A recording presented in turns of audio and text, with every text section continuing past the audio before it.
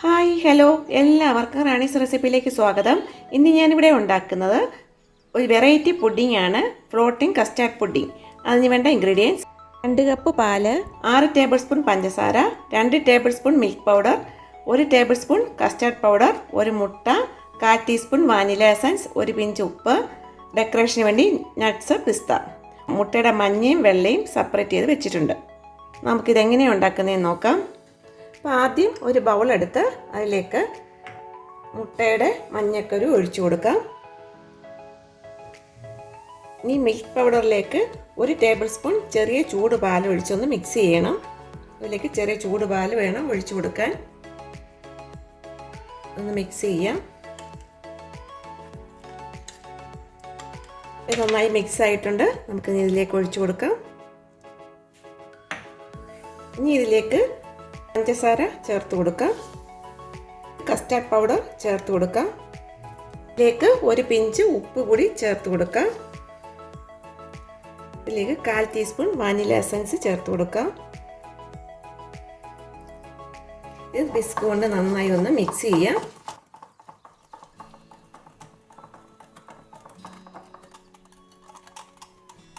നമുക്ക് ഇനി ഇതിലേക്ക് പാല് ഒഴിച്ചു കൊടുക്കാം. 2 കപ്പ് പാലാണ് എടുത്തേക്കുന്നത്. മിക്സ് ചെയ്യാം. ഈ പഞ്ചസാരയും കസ്റ്റാർഡ് പൗഡറും മുട്ടയും എല്ലാം കൂടി ഒന്ന് മിക്സ് ആവണം.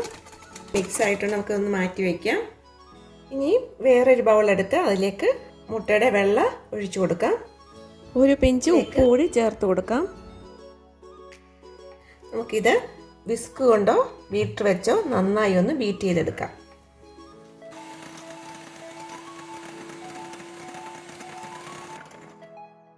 ഇതിപ്പോൾ ബീറ്റ് ആയിട്ടുണ്ട്. നമുക്കിനി ഇതിലേക്ക് 1.5 ടേബിൾ സ്പൂൺ പൊടിച്ച പഞ്ചസാര ചേർത്ത് കൊടുക്കാം.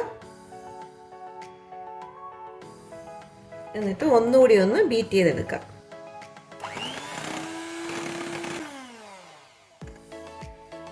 ഇതിപ്പം നന്നായി മിക്സ് ആയിട്ടുണ്ട്. ഇത് കൺസിസ്റ്റൻസി ആയിരിക്കണം. നമ്മളിത് കമത്തിയാലൊന്നും താഴോട്ട് പോവില്ല.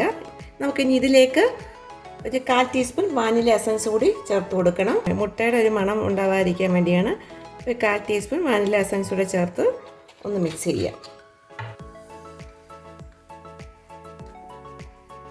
നമുക്കിനി ഒരു പാൻ വെച്ച് അതിലേക്ക് നമ്മൾ കസ്റ്റാർഡ് മിക്സ് ചെയ്ത് വെച്ചേക്കുന്ന പാല് ഒഴിച്ചു കൊടുക്കാം.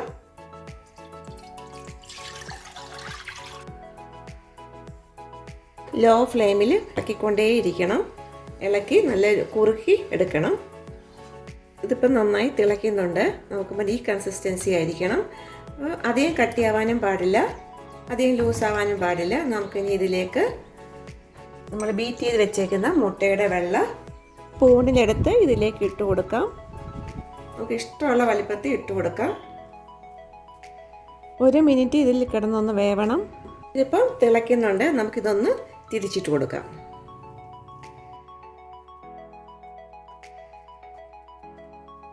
1 മിനിറ്റ് കൂടി ഒന്ന് തിളക്കട്ടെ.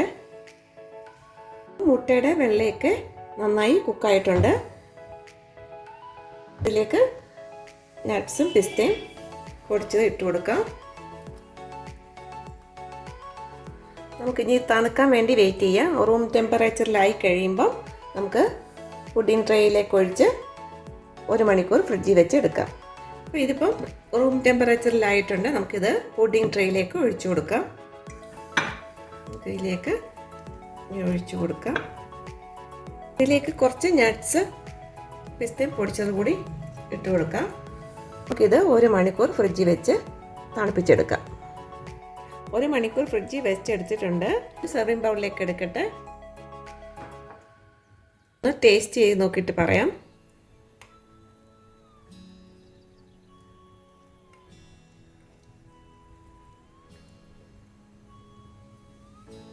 നല്ല ടേസ്റ്റ് ഉണ്ട്. മുട്ടയുടെ വെള്ളയൊക്കെ വായിലിട്ട് അലിഞ്ഞു പോകുന്നു. എല്ലാവരും ഇത് ഉണ്ടാക്കി നോക്കണം. വളരെ കുറച്ച് ഇൻഗ്രീഡിയൻസ് മാത്രം മതി. എളുപ്പത്തിൽ ഉണ്ടാക്കാൻ പറ്റുന്നതാണ്. എല്ലാവരും ഇത് ഉണ്ടാക്കി നോക്കിയിട്ട് ഫീഡ്ബാക്ക് അറിയിക്കണം. എല്ലാവർക്കും ഇഷ്ടപ്പെട്ട ലൈക്ക് ചെയ്യണം, ഷെയർ ചെയ്യണം, സബ്സ്ക്രൈബ് ചെയ്യണം. അടുത്ത റെസിപ്പിയായിട്ട് കാണാം. ബൈ.